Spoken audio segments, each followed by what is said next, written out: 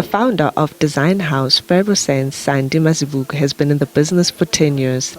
The decade-long journey has been the most fulfilling, not only as a designer, but as a businesswoman as well. Her designs have been worn by former Miss Universe Ozibini Tusi, DJ Zinhle, Mini Dlamini, and other known personalities who have endorsed her unique designs. I only started venturing into fashion in very much later in my age, after I even finished varsity. But I can say that my background kind of influenced it, because I grew up with family surrounded by family that love fashion. We had tailors, seamstresses. I even have a grand, they used to call her Umamotungayo, so it's always been in my family. So all these people have passed on. I think maybe they left it with me. And so at what stage did you decide to turn this into a business? So in 2010, I started doing dresses during the World Cup. We did like dresses with South African flag. After I went to a school just to study the skill of sewing. So from there, people started ordering. So my mom was still alive, so I called Mom. I was like, Mom, you need to come to Johannesburg and help me with all these orders that we're having, because people were ordering. So from there on, people started ordering, and then I was like, okay. And in 2011, that's where I decided, no, I can do this full time. Let's speak about the brand's name. I think it's Fabrosanz. Yes. The inspiration behind the name. What does Fabrosanz mean? So Fabrosanz stands for Fabulous Royalty Sands. So the first FAB is fabulous, and then RO is the royalty, and then Sands is my name. So short version of my name, which is how I would like our customers to feel when they're wearing our brand. And typically, who would you say the brand caters for? It's quite broad. It is broad. We have managed to, we see young people as young as your matric dance wanting to wear our prints, and then their mom. So it's from maybe like your 18 to maybe 55 or even 60, I don't know. It's just like a broad. So I don't even want to box it, because I think people relate so much in what we do. So they see themselves in what we do, in the prints and how we present it, because we always make it a modern classic. So I think that helps us to reach even the younger market as well. And have you always been firm on what you wanted to achieve? Looking back to when you started, was this always the purpose and the aim of the brand?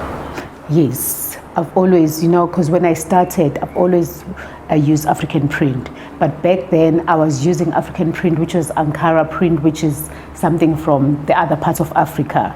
And then in 2018, we got invited to Paris and Milan Fashion Week. And then I was like, this is an opportunity for us to start doing textile printing. So I always love African print. I always wanted to present it in a different way, because people always look at it as, you're going to Mcimbini, they want to go traditional wedding and stuff. So we have managed to do it differently, where people wear it to the office. So just like on a normal everyday, we've got resort collection. So I think that's where I wanted to direct the brand, and I think so far we're doing great on that. I see you're very passionate when you speak about African print, and your brand solely focuses on African print. Why African print? And color, of course, color stands out when one thinks of your brand. I'm an African, South African. We are bold. We love colorful clothes. Our prints, our beads, even though we didn't have much of the fabric prints, but our beadwork, we take a lot of inspiration from the beads.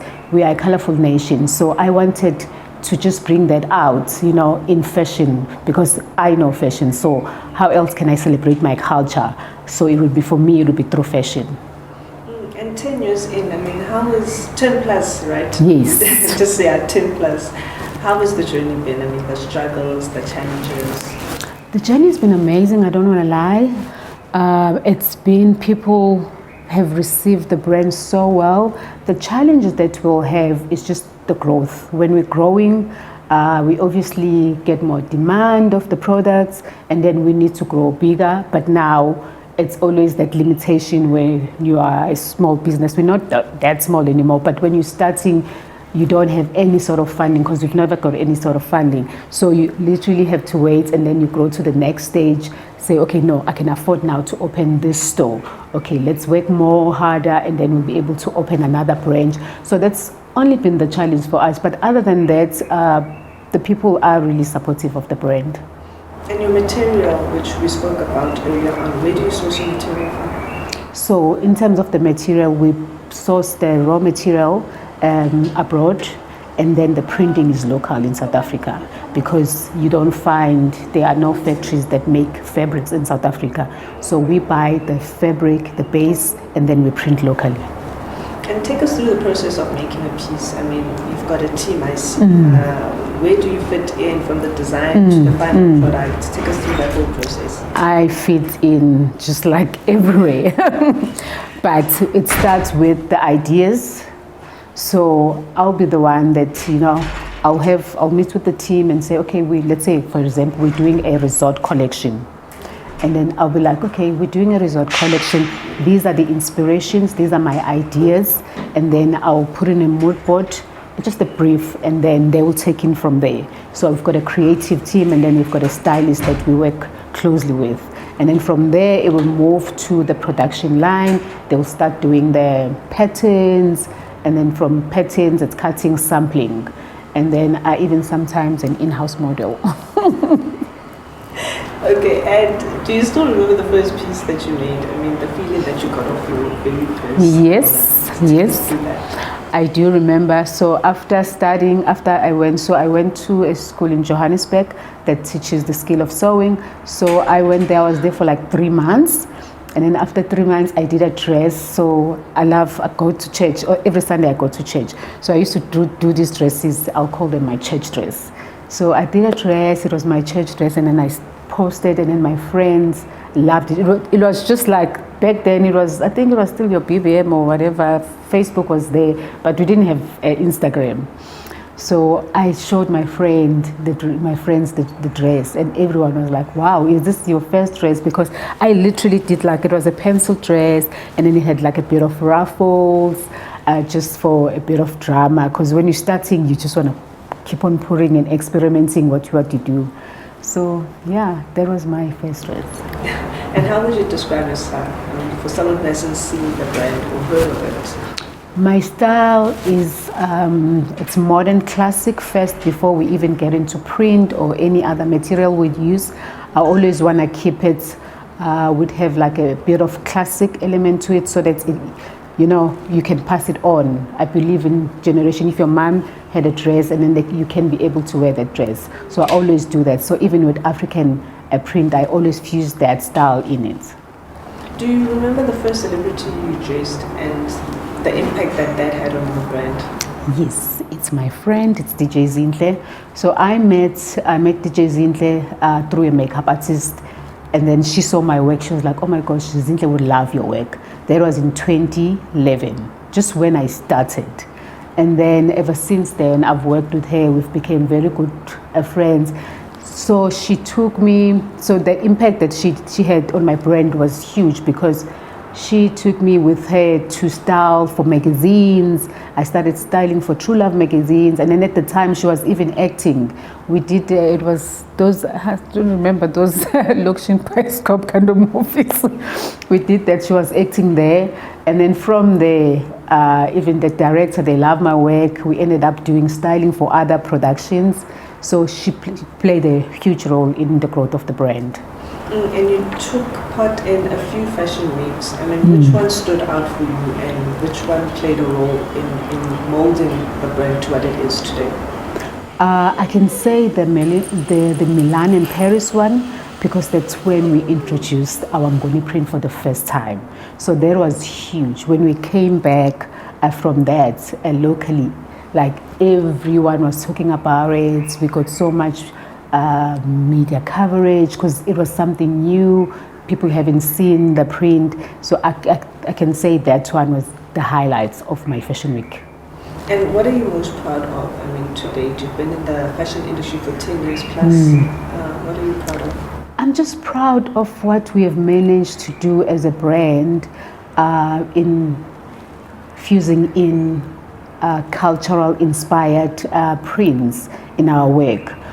I think the message, people now, they see it, people now are proud of where they come from when it comes to fashion, of wearing, proudly South African brands. I think as just local brand, I've seen the growth of how much people are really into the local fashion. So I'm really proud of what we've done, because I've seen there's so many other brands now who are doing their own prints. Because I think when we did took the print, we introduced in different materials, like your light fabrics that are for our climate. So people could relate so much that they're like, oh, okay, so Fabrosanz can do it, their own print. We can also do it. So we've got so many brands now that have their own signature prints. So it's such a beautiful thing to watch. And how do you keep attracting more clients? Now you're a brand and you're well known, but you still need new people to try your clothing. So how do you attract new clients? Social media. Social media is our marketing platform that we use. Like, it's amazing how that thing works. So, and we are big on doing campaigns. So we've got an in-house team where we do our own videography and photography. So when we are doing those, and then we post them on all our platforms on social media, push it in a lifestyle kind of format so that people can relate and see themselves in the brand. So that's how we really get new clients. And your current campaign, which is the Christmas clothing, speak to us about that. The inspiration behind it. I know it changes every year, so this year's Christmas clothing campaign, speak to us about that. So we've got, we have our Ngone print, so we decided to use the Ngone print and change it a bit and make it fit into the Christmas theme. So when it comes to the Christmas, we change the colors of the print into work with the, Christmas is your green and red and gold. So we took the Ngoni print and then we're like, okay, we need to make it more African. And then we're like, when it comes to Christmas, people love celebrating and they will have like loungewear to when they wake up, exchanging gifts and everything. So we took that and then we have like a giraffe print as the background of the print of the Christmas print, and then we use the marula tree as the Christmas tree. So when you look at the print, you will see it has like elements of the marula tree in it, like the leaves and stuff. So we wanted just to bring in that African, because we don't have anything that's called African Christmas. So we were like, let's just be the brand that celebrates. Since we celebrate the cultures through fashion, let's also introduce something for Christmas, because it's time for family, everyone to gather around and dress up. Season, everyone wants to dress up, so that's why we just decided to do that. And you also recently opened a store in Sandton, which is one of the biggest malls we have in South Africa. Speak to us about that and the decision to open a store in the mall. So we were approached there's a new section at Nelson Mandela Square, it's called Ilifa Collective, so they approached us to open a store there. And then we had a store already, a trial version, which was a pop-up for a year at Mall of Africa. So I felt we were ready to do retail. So, and Sandton being the richest square mile, we wanted to associate our brand as well, so that international people, when they come, it's easy for them to reach and buy the brand. So we decided to open the store there, and it's been doing amazing. It's not a busy space, which I like, because we're still new in the retail. I don't want to go to the other spaces yet where it's so busy and then we can't keep up with the demand. So it's been just amazing. Our clients are able to visit there. International clients that shops from us, when they come to South Africa, they have a place now where to find us. So how has 2023 been for you? I've seen you've done quite a few campaigns and still growing the brand. And describe the year for us. How has that been for you? 2023 for us, it's been about growing the other business side of the brand, our fashion house, because we have styling department, we have photography department, so we wanted to focus on that and move our office. We didn't do so much Fashion Week this year because we were just like, let's build this and make sure people are aware. So let's just do as many campaigns as we can so that people are aware of what we're doing. During this time, we do like Christmas collection, Christmas photo shoots for the whole families, so people can come and just, even if they're wearing their own clothes, they come do their family portraits. Some people like to do the postcards, Christmas, to give people. So it's just been about building the brand more into the next level, because after this, when we open more shops, we have everything is stabilized now. We've moved to a bigger space, which I feel like we've got more team, we've got a lot of interns that have joined us as well. So we've really just been trying to build the structures, solidify it. And what plans do you have for the brand? The plans for the brands is to go global. We're talking to few companies that are wholesaling for abroad.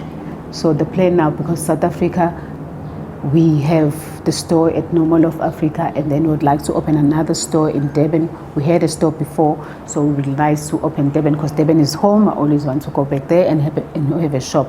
But now the international markets, they're very much hungry for what we do. So we want to open that up as well. We've started with the online store.